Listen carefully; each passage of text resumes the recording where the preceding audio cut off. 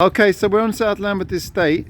There's an empty flat here. What's happening with this empty flat, Drina? Weirdly, this was the first place they had the resident engagement panel meetings, and they kept telling us, they told us first of all that they were going to make that flat available for us to have activities. They kept saying we could do the Silver Surfer program because we've got a lot of older residents who are digitally excluded, and we from the TRA were going to do classes to help older people understand how to get online. It never happened because they never got the Wi-Fi, or they never got the insurance. There was always some excuse.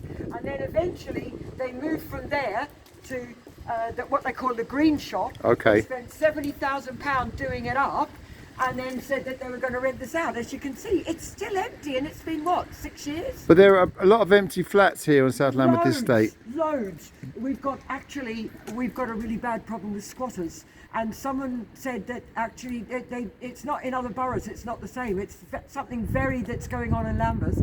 And it's actually really a bit freaky because it's not just squatters.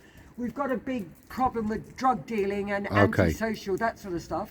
But we've also got, when you get in there and you think they're squatters, they're not. They're people who have been paying these other people.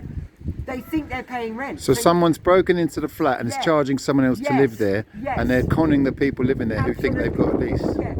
Wow. So welcome once again to the world of Homes for Lambeth, and Lambeth Council. I just think there's a way that you could have managed this better. I know that you don't want to put those big boarding things up to say that that's so squatters can see it, but at the same time, right from the beginning, I can remember one of the first women who got moved off was happy to go.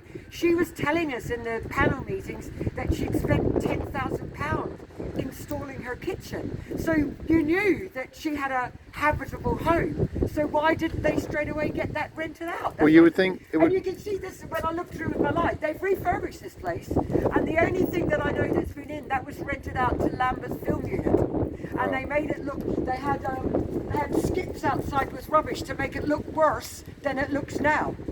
You would think they would be allowing people on the waiting list in temporary accommodation to live in these empty properties. Yeah, I don't understand, because apparently that's what they told us they were going to do, put people into them.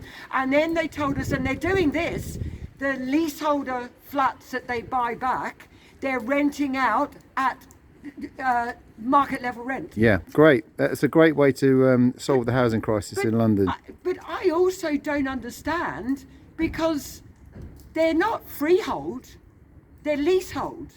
So if Lambeth still owns the lease, why aren't they able to rent it to people on the housing waiting list? Well, they could use it almost like a council flat. That's what I'm saying. So I don't understand why they're only doing it on and where that money's going. I don't think it's meant to make sense. I don't think any of it. I think that's what's wrong. I think I'm a bit of a Dr. Spock.